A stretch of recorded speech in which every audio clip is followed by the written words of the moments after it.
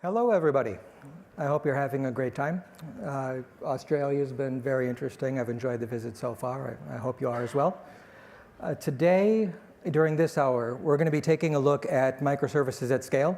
And although this is based on the way Bing manages its services in production with its development teams and how it does its operations, I wanted to organize this talk in a way that was something that you could take back with you, so that it wasn't literally the same as Bing, but was based on things that are commercially available, the Azure and the Visual Studio product line, and scaled down to a small toy system that you could scale back up so that you could go back to your homes or offices with something that you can apply.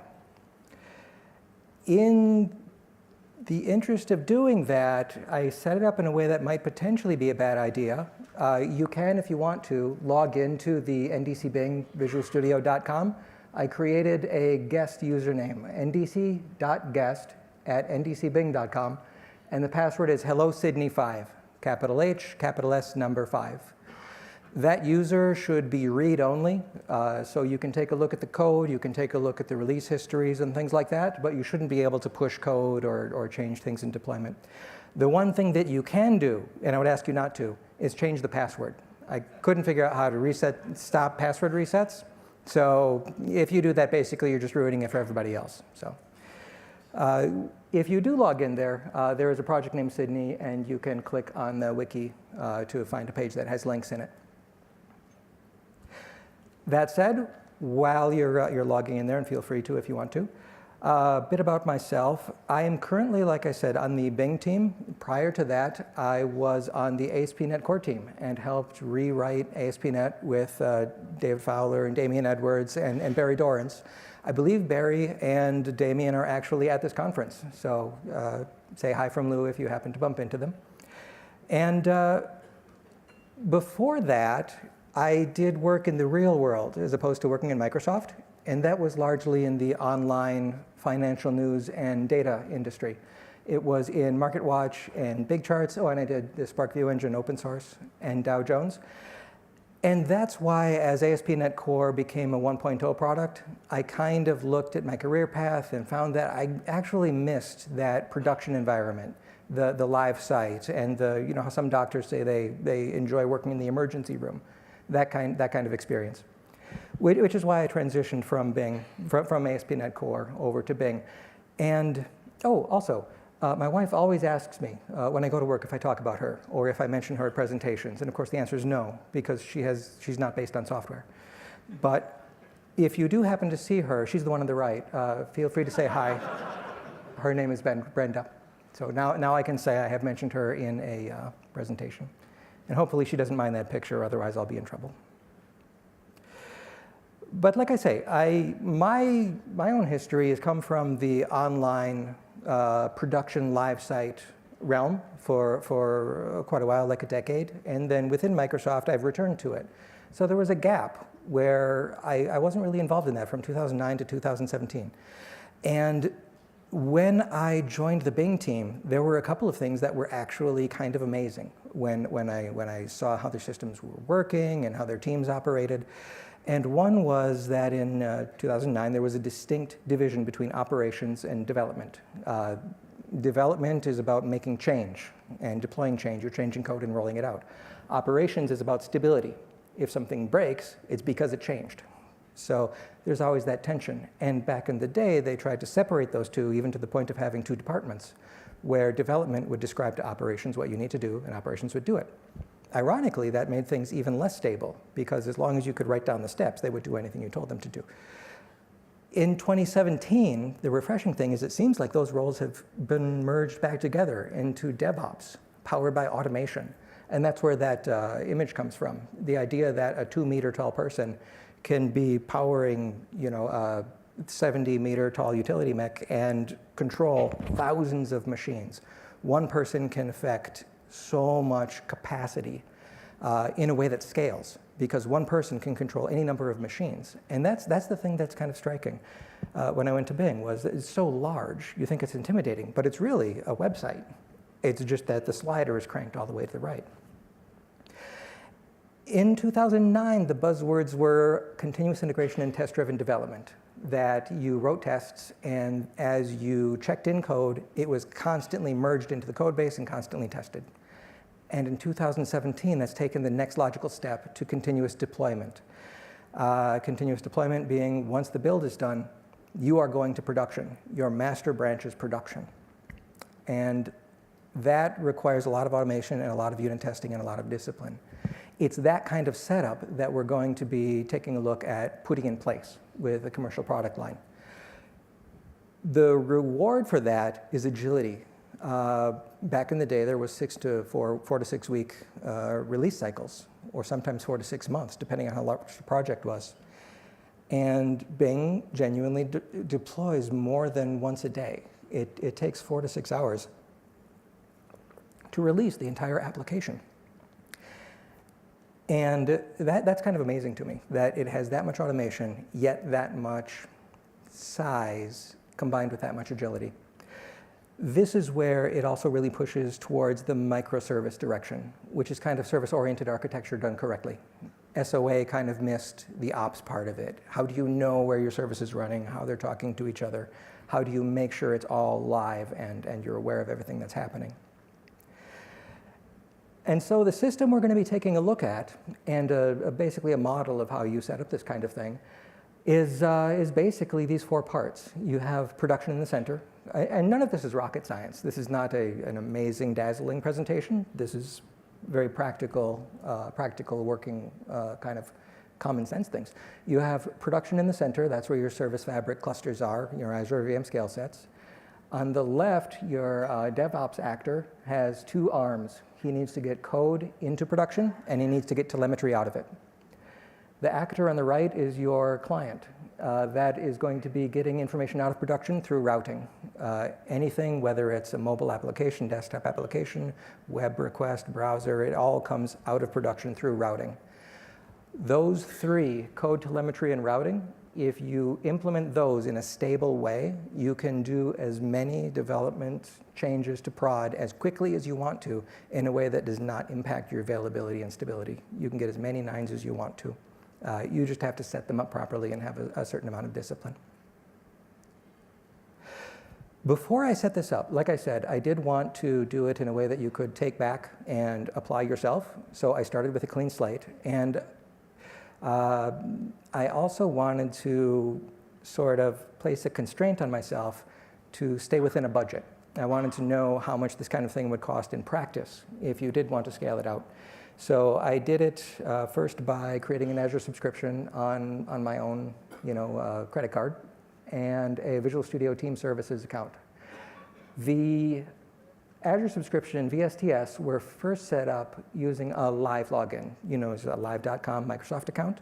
I think you can use Gmail or any other kind of account you want to, but it must be 2-factor auth, and you should not know the password to your own login. How many people, show of hands, have 2-factor auth and use a password manager? Okay. If your hand is not up right now, the reason it should not be up is because it should be on your phone, going to Gmail and turning on 2-factor auth, and also searching for a password manager like Dashlane or that one actually costs $10 a year. Those are invaluable. If you are compromised in any way, those will stop anything bad from happening, especially when you have something that's an account that's for personal or business use. The third thing that was on the shopping list, after we have an Azure subscription and Visual Studio Team Services set up, is a DNS domain. I set up ndcbing.com, and that's the first thing that actually cost money. So for $7, I had a domain. And then I set up an Azure AAD domain called NDC Bing Talk. You do that in the Azure portal. What you get with an AAD domain are 5 free users, and you can create as many security groups as you want to. And then you can use those users and groups to put into roles for your Azure subscription and for VSTS. So that login you saw at the beginning is a member of a group called VS Readers. And I took that security group and put it into the Azure subscription so you can go to the portal and log in and see the resources. And you can go into VSTS and log in.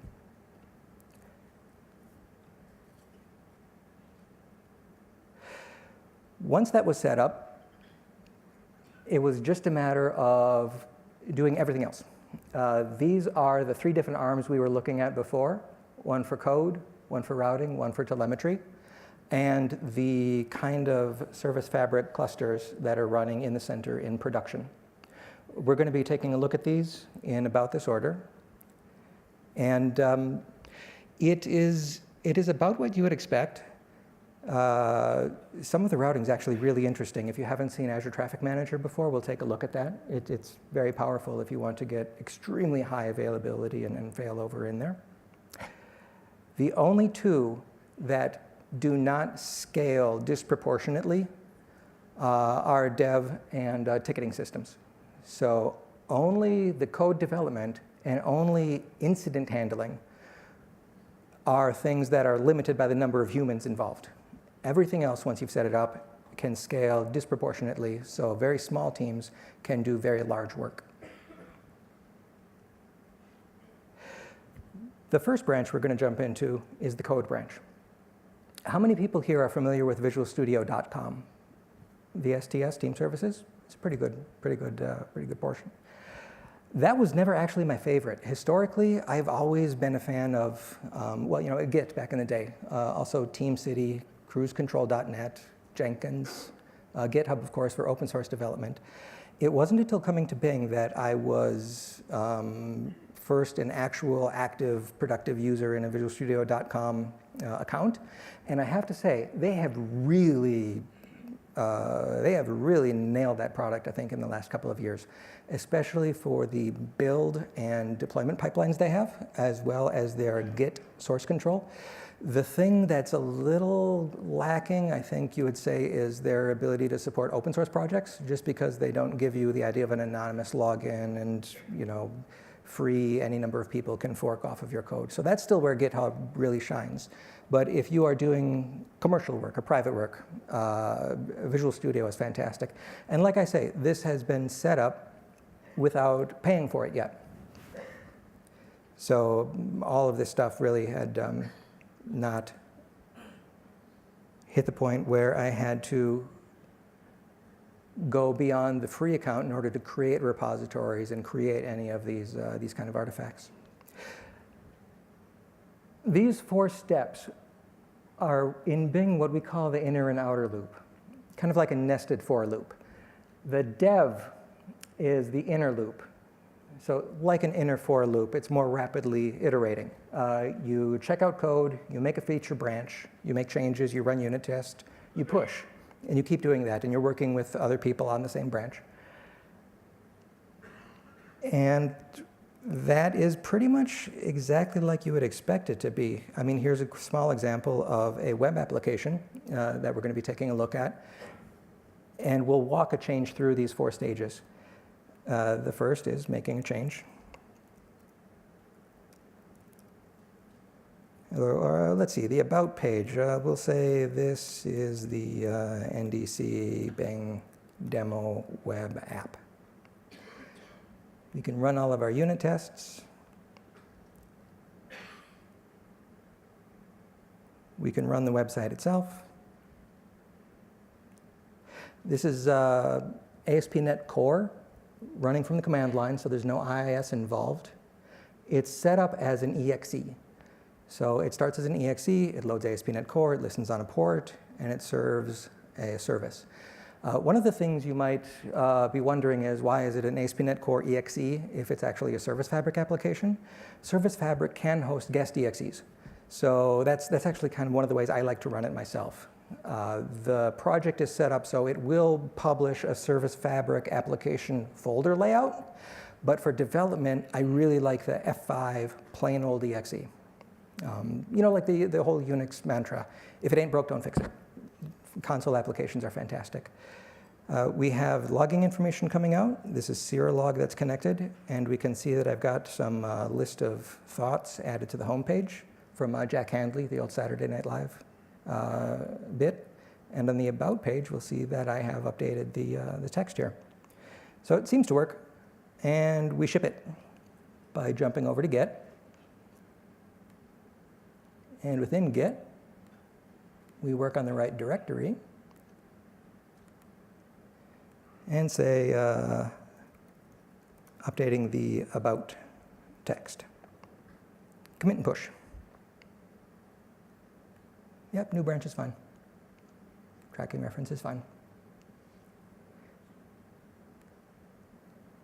So now for the first time, let's actually look at our Visual Studio account.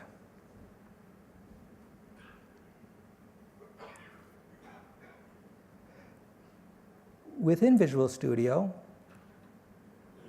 in the code, we can see that there are multiple repositories set up, one for each microservice essentially, so they each have their own history. And in the website, we do have a new branch that was updated, and we can create a pull request for this. This is now the first time we're entering into the second box. There is a branch policy on this repo that says you cannot push to master. Is everybody familiar with that? Should I show that quickly? Well, we'll see if we have time. We'll take a look at that in a second. You cannot push to master. There's a policy on it.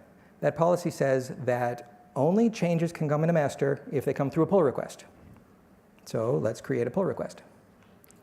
The policy also says it must have at least one other person review and approve, and that can't be yourself. For the purpose of the demo, I said I can't approve my own changes. Also, it has to pass a build. So there's already a build in progress. Creating the pull request kicked off a build.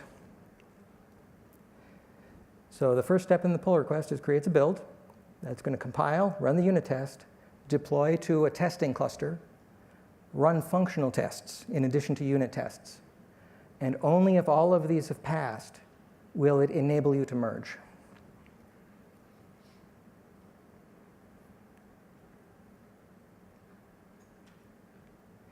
As the build has been going in the background, we can see how many steps it's gotten through already.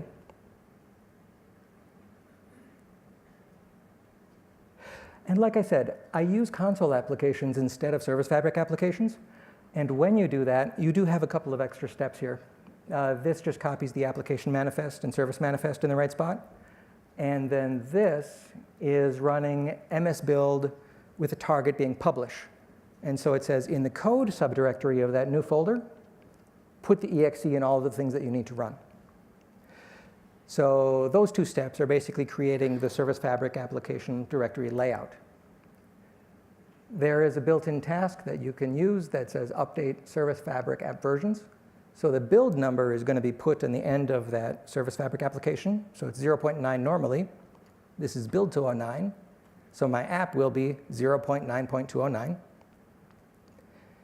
And now it's deploying it to the testing environment. You can see the version number there. Once it deploys to the test environment, it should run functional tests. I ran out of time. I don't have a functional test project in place. But you have to imagine that functional tests ran after this deployment finishes. Back at my definition, I can go to the pull request.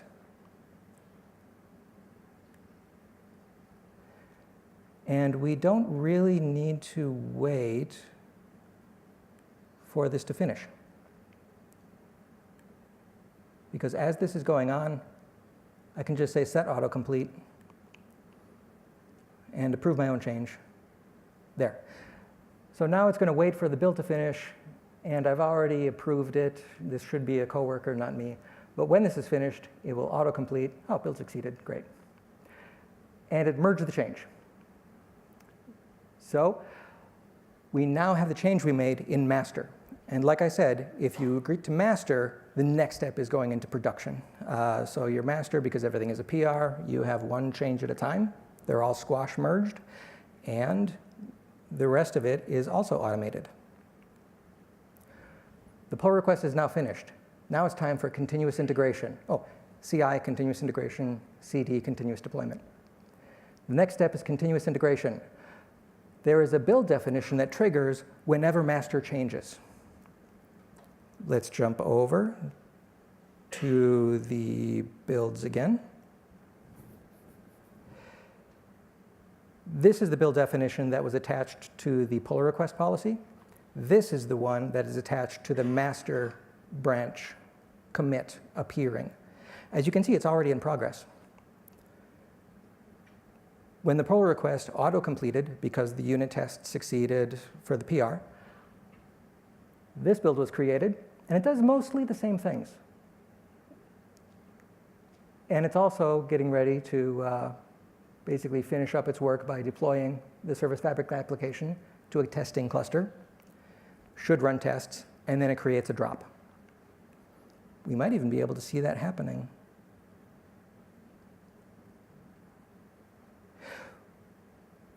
So Azure automation is amazing.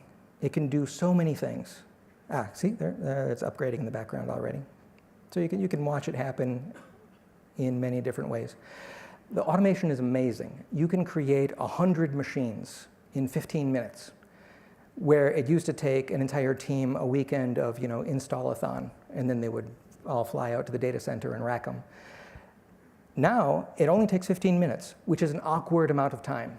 If it was 45 seconds, we'd already be talking about something else right now.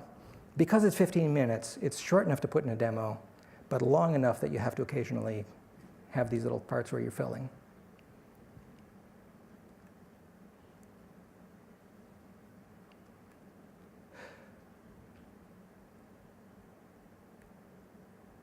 The first two things we took a look at, the pull request build and the continuous integration build, those were both build definitions.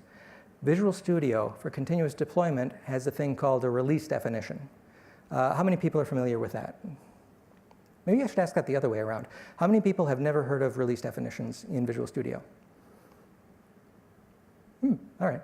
I think there's a lot of dark matter here. I don't think that added up to the total number of humans. The release definition can be thought of as kind of like a collection of environments. And we'll take a look at the website. Release definition. It's a collection of environments. And here I have staging, US East, and US West defined. And each environment is a collection of tasks. So really what it is it's kind of like a bunch of different builds. Each environment works like its own build definition. It's the same tasks even. So if you have a task that deploys a Service Fabric app and you used it in a build, you can also use it in a release.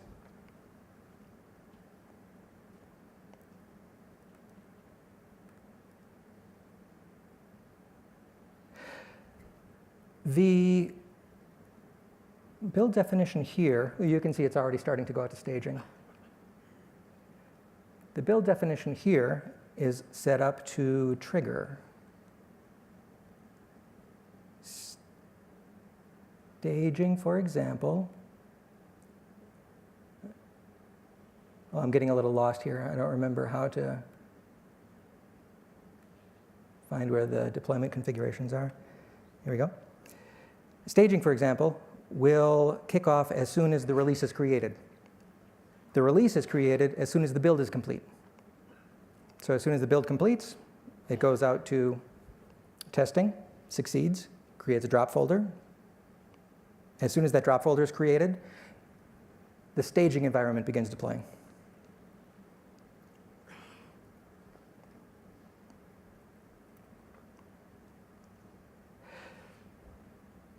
So that's what this number 3 is. It deploys to staging, tests staging, and then deploys to all the production zones, and then tests the production zones. That's pretty much it. Like I said, a lot of this isn't very fancy, but it is stable. If you have functional tests at each of those, they should stop. They should stop the deployment right there. If you have circuit breakers, that's the way that you can have continuous deployment. Changes going out multiple times a day. Anything bad happens, it stops right there. And that's something you can tell your new employees too. And they do at Bing, and it's true. If you are there for your first day and you make a change and you break the website, that's not your fault. You get congratulated for that because you found a gap in the testing. It should not be possible for you to break the website by deploying code. Inside Service Fabric, when it deploys to a cluster, I'm not sure if you're aware, but it does it in 20% increments. So it'll deploy 20% of the machines, wait for them to see if they're stable or not, and deploy another 20% and go forward from there. So even within those zones, those zones are each 20% increments in terms of 20% can go out, it'll break, and it'll revert. So even within a cluster, it can do a partial deployment, see that it's unhealthy, and then roll back. And that all happens within this single task, this deploy service fabric application task. Well, staging is deployed, and now it's deploying the two productions simultaneously.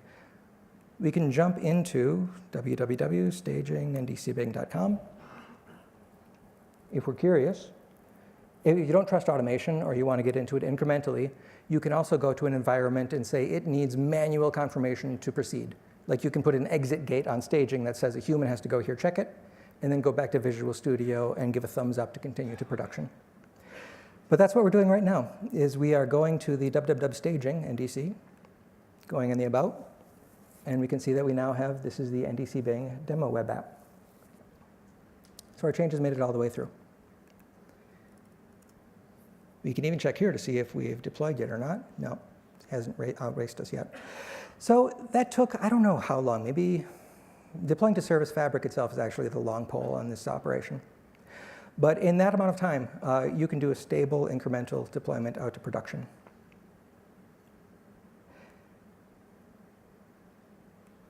The next thing that you need to do is get that material out to the clients in the way that we basically just did.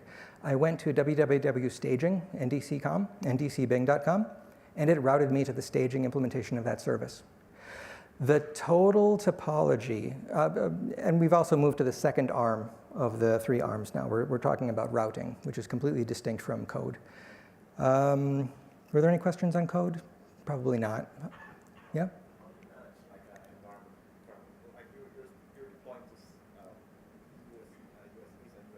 Yes. Oh, so every cluster, it runs in an Azure region, so it knows what region it's in. And also, when the applications deploy, that deployment is given a Service Fabric variable for the environment itself. And that is put into place in the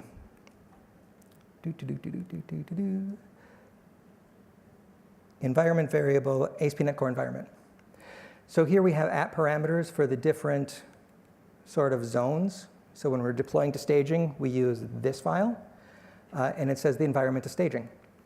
That will go into an environment variable at launch time. So when the program starts up, the exe launches, it has this environment variable that changes the ASP.NET Core iHosting environment property to staging. That's where there's a lot of little goodies buried in there, which is why I kind of really do want to, at the end of this talk, turn it maybe into a GitHub repo so that we can continue this, and maybe it can turn into its own little toolkit. But this is how, you kind of get, if it ain't broke, don't fix it. It's an exe with environment variables. And when this instance is launched, it's told you are running in staging. To route to these, the way I have this organized is it's a very complex picture. And then I deleted things until it was simple, and then put them in reverse order. So the simplest thing to do is to have a DNS name pointing at an exe. And this doesn't scale, of course, because that service will eventually need to be running on a mainframe to handle your capacity. So to work around that, you put a load balancer in place. So several computers can each be running the program, and the load balancer decides which one is going to get the request whenever one arrives. Now that you have multiple EXEs, you need something like Service Fabric to manage them. That's basically Service Fabric's job. You have 3 computers or 30, and you want 5 copies of the CXE. It figures out where they're going to run and launches them. You now have a different DNS name to talk to the Fabric cluster itself on port 19080. We did see that briefly here. So this is the DNS name talking to Service Fabric exe itself and seeing the information it has about the state of the universe as far as it's concerned.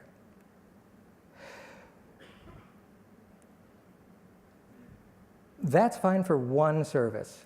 The second you have another service, you have a choice to make. You can either have multiple domain names, each pointing to a different IP address, and load balance those IP addresses to your different programs. A different way you can approach it is to have an additional service that you write and call it a gateway, which will receive any request for star.foo.com. So all requests for port star.foo.com go through 443 or 80 to the gateway, and then the gateway, based on the DNS name, decides which service that they go to. Does that make sense? So the gateway talks to Service Fabric and says, which computers is B running on? And then it goes through that list in order and then sends the request and returns the response. So the gateway is the request router. The load balancer is your TCP layer routing. The last thing you need to be really redundant and resilient is geo-routing. And you can't really do that with a load balancer effectively. But you can do it with Azure Traffic Manager, which is a fascinating piece of technology. It operates at the DNS level.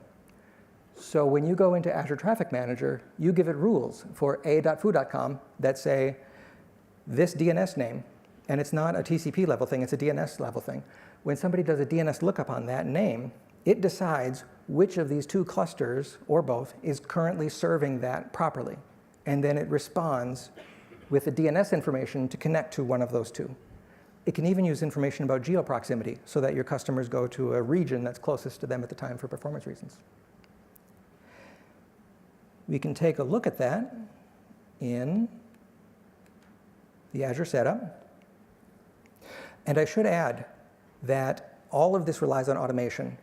There is a repository that has the Azure Resource Manager templates that create all of these artifacts in the subscription.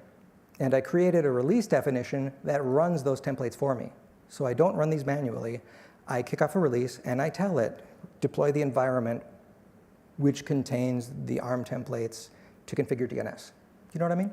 So I actually deploy my resources. I don't run them from a PowerShell locally. Yes. Yep. Right now, when we were taking a look at www staging and NDC Bing, this DNS name was actually taking a look at these two region-specific DNS names.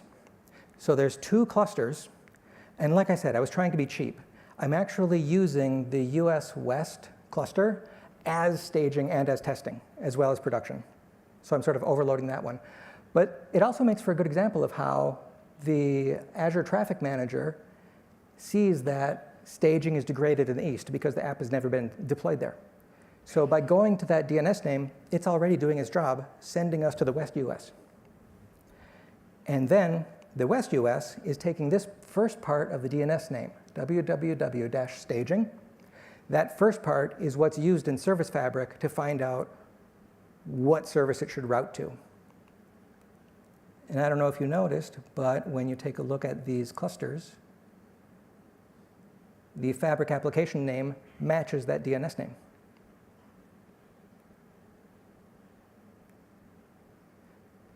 See what I mean? Fabric www testing is the Fabric application. So the gateway really doesn't have any brains to it. It just takes the first part of the DNS name, uses that as the service name, asks where it's running, and forwards the requests to it.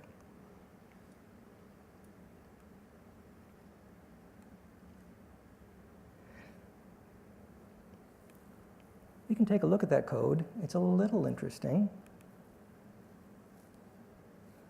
So it's implemented as an ASP.NET Core middleware. Is that your custom gateway, or does it ship out of the box? No, this is a custom gateway. There is a gateway that ships with Service Fabric. It has a policy of putting the service name into the path, which unfortunately does kind of expose a service name in two parts of the path. I like to keep the path unchanged, which is why I like to put the service name in the DNS. Is it done by default? Because we're using Service Fabric, but for us the names are pretty much what get mapped by default in Service Fabric. So do you have to turn it on explicitly? Oh, you mean the to be able to change that name? Yeah, that's a setting that you can provide in that's one of those same files we were just looking at here. Yep, in the application parameters. In the application parameters for the different environments, you get to say what the app name is. So this is kind of, it's a trick. But you can put DNS information in there if you want to get the information out of there. And then here's how the gateway is working. It's basically saying, you know, splitting the host name up. It sees if the first part is numeric. If it's numeric, it's because the load balancer is doing a keep alive, a status health check, which is the last thing we should mention about routing, is how these systems know if your app is alive or not. And that's a status page. So the load balancer and the ATM, the DNS-based one, so the ALB, Azure Load Balancer for TCP balancing, and the ATM, Azure Traffic Manager for DNS balancing, both have probes. That probe is basically sending an HTTP request to tilde status and looking for a 200 result code. So here we have, it looks up what the service location is, and then it forwards it. This really isn't, I mean, it's interesting, but it's not interesting enough to spend time looking at. It does its job. The request goes through it.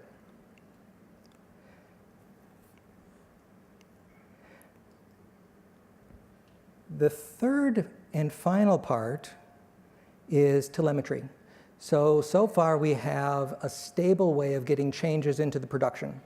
We have a stable way of getting requests out to the user. Oh, it's worth mentioning, because of that tilde status, any one of these can go dark and it will route around it. So you have to have many, many simultaneous failures before you'll actually get a failure situation. You can even have a way of informing an application to stop doing 200s for the tilde status, and that's a quick way of taking an app offline. You can just decide, I want service B not to come out of cluster 1 by flipping a bit somewhere and having service B stop responding 200s to tilde status. Requests in flight will still succeed. The only thing it'll do is it'll announce to the traffic manager, stop sending new people to me. So it'll eventually drain without any failures, which is fantastic. If you're trying to get 4 or 5 nines, you do need to worry about how can you direct traffic away without suddenly killing the things that are already in flight. So we've talked about getting code into production, and we've talked about routing requests. The last part is telemetry, which is extremely important. You have to know before your customers or before your boss knows that something is going wrong, and you have to have enough information to evaluate what's happening and do something about it. Inside ASP.NET Core is a new logging subsystem. It's an abstraction, really. It pairs very well with Serolog, which has the idea of properties on events. So when you see something in your code, like logger, log information, fetching thought ID with a number, this looks like a console write line when you see all the text scroll by. But when you put it into a database like Elasticsearch or ELK, this thought ID is actually a property. It becomes a multi-dimensional database that you can query any of these properties. And Kestrel, the server, and ASP.NET Core, and all of those subsystems are also using this logger to say what events are happening within them. So if you put your application events in the same log stream and direct it someplace where you can navigate it, then the amount of information you have at your fingertips is tremendous. We've already seen this page run a few times. Every time we visit one of these pages in any of the environments, it's creating a number of log messages. And we can jump over to an instance of Elasticsearch. I was going to set up Elasticsearch on the subscription to get an idea of how much it costs. There are some templates created by Elastic that make it very practical to deploy. But for expediency, I just hooked up a demo logs.io account. So you can go here and get a 15-day free trial. So you can experiment with how Elasticsearch looks and feels. Inside the application itself, the logging really doesn't look very complicated. That example is literally coming from some of the code. the logging is hooked up through Serlog in a common DLL. So it's not code in each exe. I put it into a common NuGet package, and each exe imports that. And without doing anything specific in the application, it just streams out to this target. We can take a look at a dashboard and some of the features of a solid logging solution. Give you things like, this is a query of the different summaries per request query. So per request, we can see what some of the status codes are, what some of the latencies are, and we can also see here 2 charts. And here's where you really start to play around with the tools to see how many dashboards you need to get a good visualization of the health of your application. Everybody's application is different. Everybody's telemetry is different. In this case, there were so many tilde status messages that it almost hid everything else. So I created 2 queries, one with tilde status, one that excluded tilde status. So these are all of the health probes that we have for our production, staging, and testing environments. And we can see how many are returning 200 and 400. So these 400, I don't know. We could experiment and drill down and see where those are coming from. It might be some of the apps that are not running in the other cluster. No, it's admin. In this demo, I set up www and API. So the website is calling a web API site to return data and display it. I also set up admin as a name, but I never wrote an admin app. So these 404s are traffic manager asking who's running admin, and both of the clusters are saying 404, not me. So that's why those have 404 here. But these are all the keep alives. These are all the status requests. And here are the requests that are everything else.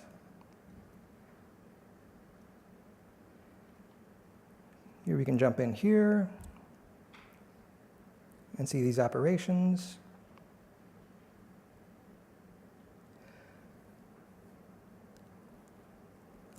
One of them, let's go here. This one looks like an interesting response because it's for the slash resource. And you can fold open this log message and see all the properties that are attached to it. Is this large enough? Can this be seen, or should I do this trick? Okay, so here are all the properties attached just to that single log message. And we can also do something like find this operation ID and say filter on it. When I hit that little plus, it added this operation ID to the restrictions in the query. And I can pin it and go back to the full log, which is just like all the messages, except that operation ID is now in effect. So I'm taking a look at all the log messages from one request.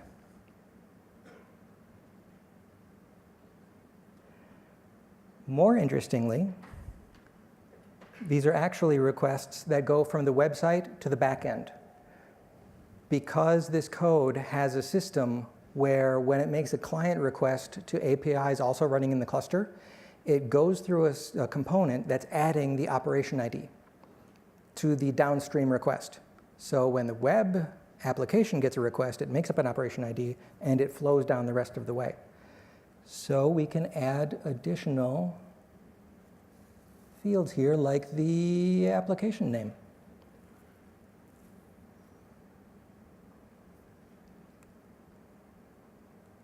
And see that this is actually a combination of the gateway and the website and the web API. All of the things that happened across multiple EXEs running on multiple machines are in this single story. And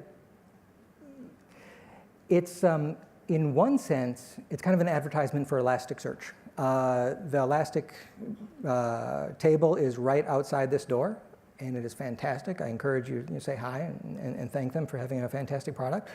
But there are lots of ways that you can kind of put this sort of log capturing and analytics together. And this is the kind of thing that you're going to need in order to troubleshoot, especially once you start to do microservices, because you don't know which computer any particular service is running on. It could be running on any computer. It could be running in different data centers. And you will need to do things like, say, this operation executed in these 17 places. I want to see all of the logs at once. Once you have the kind of log navigation and visualization in place, you're also going to want to create alerts. Once you know what your data is supposed to look like, you can start to create alerts that will set off alarms when it looks wrong. For example, in this visualization, we take a look at the exceptions that are happening. Maybe for the last 4 hours. I have to get rid of this operation ID constraint. There we go. And we can see productions that have happened, or exceptions that have happened in production, exceptions that have happened in staging, and what exception class they were. And this is just because these are panels I put together because they seemed like interesting queries. Again, you play with a tool, you find queries that are meaningful to your domain, and you put them up. Interesting. Kestrel threw a bad HTTP request exception. Somebody is attacking the web application. So there's a lot of things that happen in the dark that you don't know about. Things like being attacked with malicious requests. There's bots out there that are trolling and looking for things left and right. And it's amazing what you can uncover when you look for it. Even just spending a day leafing through the logs, you'll find bugs in your program you didn't even know were there. On top of the benefit of being alerted when the application is genuinely down for something that you know might have happened and took into account.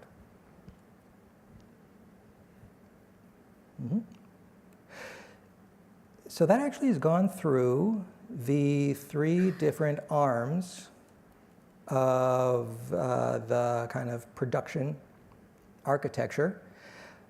We can spend the rest of the time jumping into some of the common code that is in place to hook up these features through things like Zerolog. But I should stop and ask if there are any questions that people have on this sort of like architectural setup before we jump into the actual implementation. So we are pretty much using the set of these things. So we're using Service Fabric with Azure and Elasticsearch. Mm-hmm. It's a pretty good framework and everything, but what we often encounter is it's with Service Fabric, issues with Service Fabric, especially because we only do upgrade across the Service Fabric like you showed. And we get 2 challenges. A lot of the times, for some reason, using Service Fabric, Node Cisco, right? And there are these weird errors saying until the service partition replica before count, and unfortunately, the only way to recover is to blow up your cluster. That's the first thing. Yeah. The second thing is it's probably a known issue if you're using Service Fabric state and there are 2 dictionaries. Sometimes you actually have to bash or upgrade into 2, which is a bit of a hit down. Are you guys aware of it, or just us who's running these problems? Well, and so the question was, they are using a lot of this technology in production, and they are seeing some issues that seem to arise from Service Fabric itself. Specifically, when you're doing stateful services, some of the partitions seem to go rogue. Some of the information seems to need to get a hard reset before it'll become green again. You can't do in the production environment, you can't blow up the state. Oh, exactly, yeah. For that reason, you might have noticed that these are all guest DXEs. It's not really using Service Fabric features. These aren't even really stateless services. So the extent to which this demonstration and some of the systems within Bing are using Service Fabric is as a process manager. So we keep state in systems that are optimized for storing state, like the blob storage and the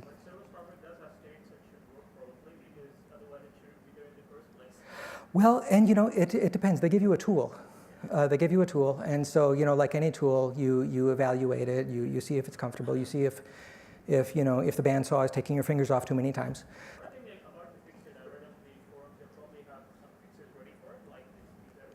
I'm really the wrong person to ask. Like I say, I came from ASP.NET Core and also from other production realms and working in Bing. So my take on it is there are a lot of cluster managers available, Mesosphere, Kubernetes, Service Fabric. They can be used in a way where they are sort of like resource management and load balancing. And I suppose in the short term, until you can see that those are resolved, you might want to lean more on things like the blob storage or the attached SQL databases for persistence. Mm-hmm. The question? What was the cost of you? You spell out the cost of everything else. What was the cost of you? Okay, thank you. So Service Fabric itself is the expensive part at the end of the day.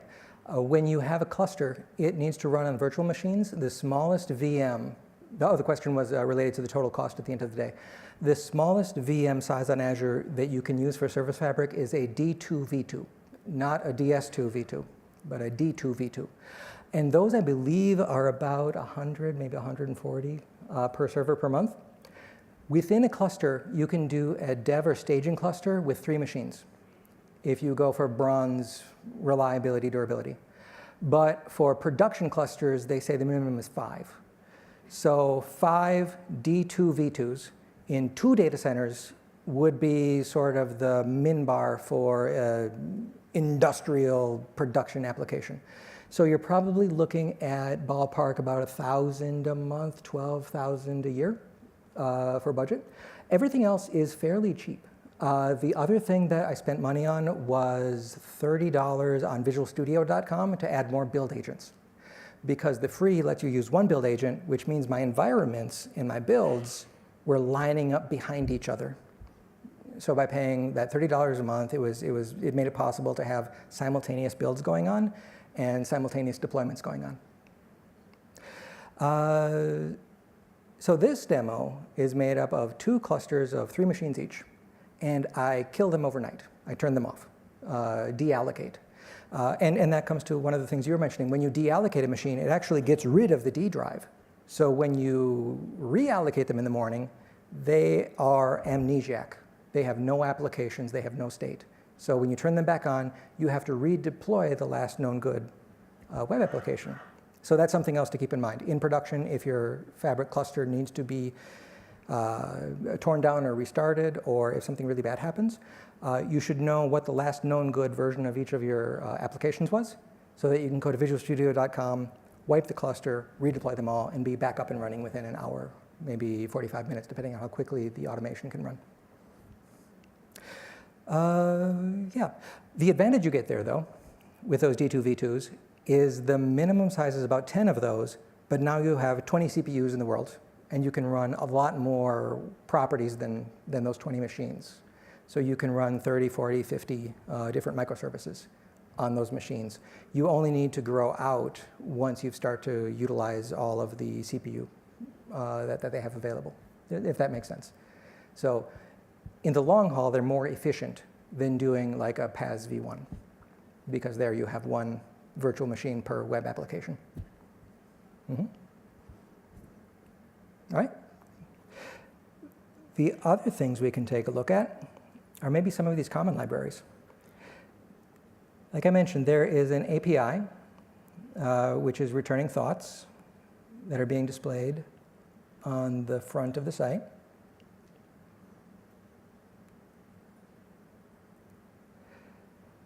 And so it has 2 applications, one for the front end and one for the back end. They both reference a common library.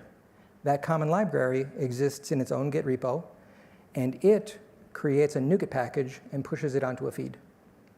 Both of the other websites depend on that NuGet package. And in Visual Studio, you can create your own NuGet feeds and push things to them. So the common code involves things like program startup. Inside this API, the program, main, just says use the bootstrapper class's main function. And I'm going to hand in a reference to my startup class. So all of that code has been deduplicated because in the 2 examples it was the same. In the common project, we can see what that is. It's a bootstrapper class that does the web hosting. It grabs this environment variable from Service Fabric. Service Fabric is doing dynamic port allocation. This environment variable is how it tells the instance which port to serve. So it grabs that port, passes it to ASP.NET Core by changing the environment variable name, and starts up Kestrel and runs the site. It adds a few common services. One of the services is a startup filter. That startup filter sort of wraps around your startup class and lets you put additional middleware in on every web application. So everybody who does Bootstrapper main gets middleware for free. That startup filter basically is saying if it's development, use the friendly exception page. Otherwise, use the exception handler, which does not leak information. You should not use the exception page in production. This is development in ASP.NET Core is driven by that environment variable we took a look at earlier. If that environment variable is set to the string development is true. Here is where it's responding to the status page. If you've gotten this far, you're healthy. It also does a thing where there's an HTTP client. In order to get that effect of having the operation ID flow, I wanted to have all outgoing calls go through the same code path. In the website, that looks like this.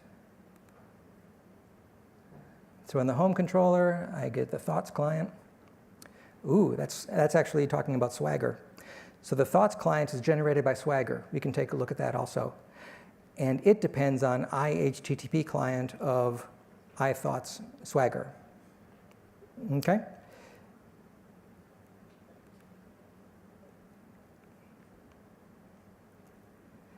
Trying to think of the best way of explaining this. Well, basically, the client here, you use it by calling this get API. That get API is going to be creating an HTTP client and wrapping an operation ID injector in as the call is going out.